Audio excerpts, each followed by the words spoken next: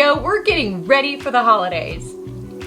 We'll take basic stained glass cutting skills and an untraditional grout and turn them into 11 easy to make, one-of-a-kind Christmas ornaments. You ready? Let's get to it. Welcome back, and if you're new here, my name is Julie. And on this channel, we talk about tips, tricks, tools, adhesives, materials, and specific mosaic projects, all to shorten your learning curve when it comes to creating mosaic art. So if that sounds like something you'd be interested in, please consider subscribing. As I mentioned in the intro, today's project is a commission of 11 mosaic Christmas ornaments. To give you a little background, a client of mine previously purchased this ornament from me and then requested 11 more to give as gifts for her nieces and nephews. So I'll make 5 ornaments to look just like this one and another 6 to have pink glass instead of the darker bluish teal glass. We'll use this ornament as our guide and inspiration piece. This is an easy beginner project, especially if you're just getting started in cutting stained glass. There's only one cut you need to make, which is a straight line. But it's also a good project if you just want to work with your wheeled glass nippers. There's not a lot of glass involved, so you can use scrap glass. So it's a really great project if you're just getting started, if you have a lot of ornaments you want to make for family, friends, people you work with, teachers. This is a really great project that you can sort of set up in an assembly line style and tile many. In addition to showing you the step-by-step of how I prepped the surfaces, cut the stained glass, and tiled each ornament, I'll also show you how I grouted each piece with an untraditional, sugary, frosted looking grout.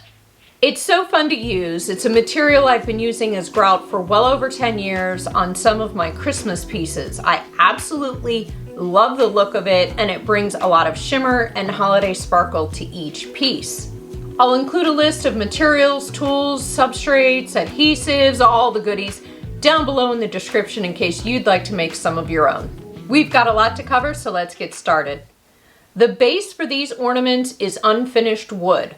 Some manufacturers might refer to them as wood blanks.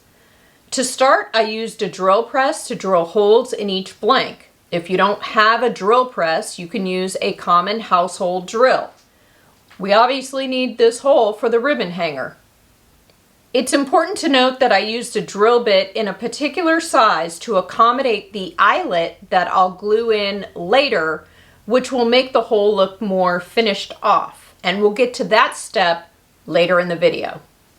First things first, you always want to prep your substrate. Please, this is a step you don't want to skip over. And I'll explain why a little later in the video. Next, you need to seal both sides of the wood. I like to seal and paint items on top of wax paper because they won't stick to it once they're dry. If you'd like to see how I prep wood for mosaics, I'll put a link down below in the description so you can check it out. Once your substrates are dry, turn them over and repeat this process. I also sealed the edges of the substrates. Once your pieces have dried on both sides, you need to paint both sides, including the edges. There's a couple reasons why I like to paint both sides of these ornaments ahead of tiling. The first reason is by painting my substrate white, it'll make the clear microbeads grout appear brighter, but not as bright as if I were using white beads. They'll just be a brighter clear, but not crisp white, if that makes sense.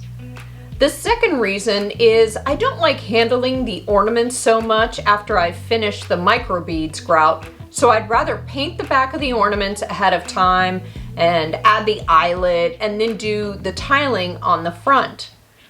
I used acrylic paint from the art store and painted 3 coats of white on the back and 2 coats of white on the front. I then painted a 4th coat on the back side using a white pearl acrylic paint.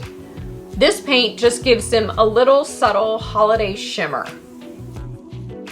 Next, I signed my art, then painted a clear matte sealer over the back. The final step in prepping the substrates is to glue the eyelets in the holes from the back of the ornaments. I often put eyelets in the holes of ornaments because I like how it gives a finished off look. It looks crisp. I glue them in place with a little weld bond. Weld bond is a white glue that dries clear and has an excellent bond for this project. So as far as we're concerned, the backs of these ornaments are done, but don't get too excited yet because we have a whole bunch of tiling to do on the front. We're finally to the point where we can start cutting some glass. But before you say, oh, Julie, I don't even know how to cut glass. I don't even know what tools I need. Where do I even buy glass? It seems so intimidating. We're going to go over all of it. I'm going to include links down below of any videos that can help you, of where you can get tools and materials, and you won't believe how easy it is to do this project. You just need to know how to cut a straight line. Trust me, I understand where you're at. It took me years before I started working with stained glass, and then I learned one cut, how to use the cutter in a straight line. And from there, I ran with it. I learned, I experimented, and you could do the same thing. If you'd rather not use a glass cutter, you can always use scraps of stained glass and cut them down with glass nippers. Improvise, have fun with it. There are no rules here. So I'll get started with cutting strips of stained glass. I'm using a mix of colors for the greens plus the pinks. For these ornaments, I like to play with the thickness of each color, so I won't cut each strip to be the same width. And I'll continue to cut more strips until I have enough for the next step. Now that I've cut all the green glass and the pink glass strips, I need to cut them down to size to create the tree shape. So I made this pattern out of cardboard that I'll use as a size guide. I'm not looking for perfection. In fact, I like a little subtlety in each tree. So I'll trace the pattern onto my strips of glass. At this point, I can use the glass cutter to cut these down or my wheeled glass nippers. As I cut, I'll place them on the ornament surface just to make sure they look good together and also so they are accounted for. Okay, all the green glass is cut and in place and everything looks good. So the last bit of cutting I need to do is for the tree trunks. This is a great way to use up any scrap brown glass because you don't need very much for each ornament. All right, all the glass is cut, in place, and looks good. So now I'm ready to start gluing down everything using weld bond. I'm not going to leave any space between the pieces of glass. I want them to be touching or as close as they can be to each other. And now I'll let these sit for at least an hour to dry so they'll be ready for the microbead grout. Before I begin with the grouting, I'll check to make sure the pieces are stuck down, and I'll go over any permanent marker spots with rubbing alcohol. Okay, everything feels pretty tight and in place, so we're ready to start grouting. As I mentioned, we're using clear microbeads for the grout. Microbeads come in so many gorgeous colors. And if you look at the Christmas ornaments in my online shop, you'll see that I use them a lot. I love the look of it as grout, and I think it adds an element of sophistication to mosaic ornaments. They just dress up the glass even more, and they're a lot of fun to work with. I have to say that after I have worked with microbeads, I will find little microbeads around the studio for weeks after I've finished working with them, and that's because they do have a tendency to just jump and spread their wings and spread.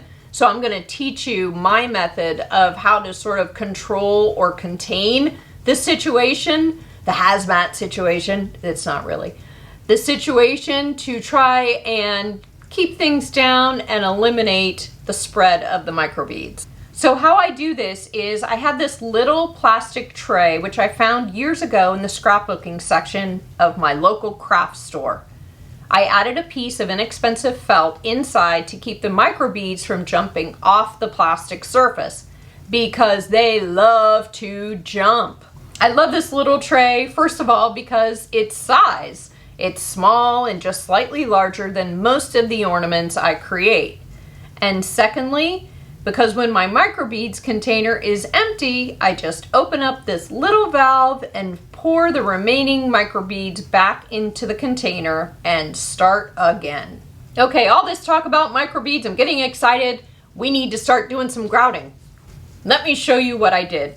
I apply weld bond to half of the ornament, making sure I've covered the entire surface. Not too thick of a coat and not too thin. If you make it too thick, it'll be like the microbeads have been swallowed by a giant pillow.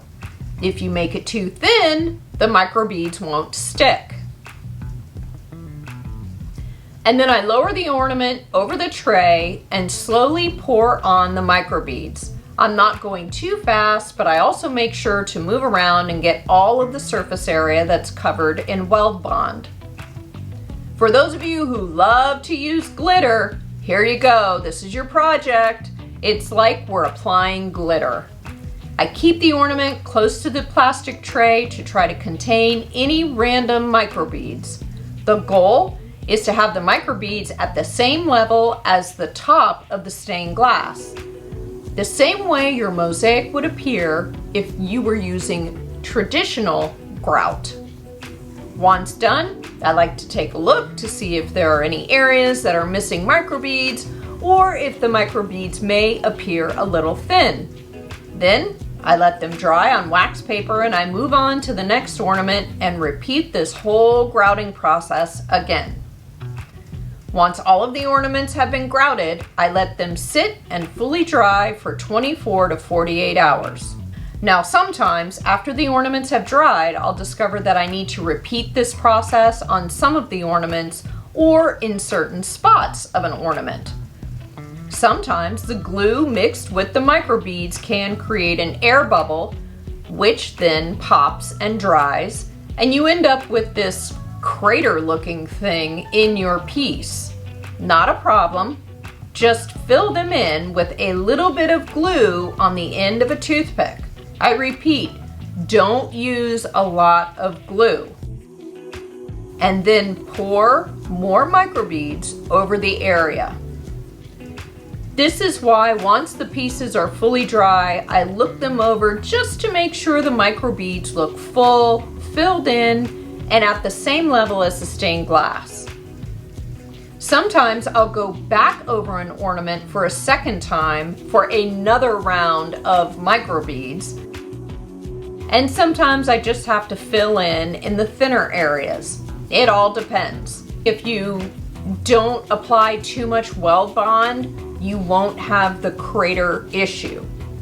The ornaments are dry from the first round of grouting. I did go back over them and filled in some spots and then let them dry, and now I'm ready to add the eyelets onto the front. These eyelets are smaller than the ones I added on the back. So the reason for having different sized eyelets is that it allows me to have two eyelets on a thin ornament. A bigger eyelet on the back and a smaller eyelet on the front. Ah, pretty tricky, huh?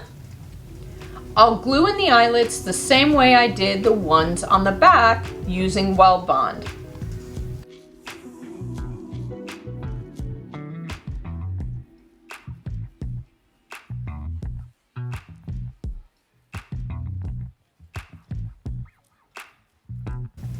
Now that I've glued in all the eyelets, I'll let them sit here and dry for at least 24 hours.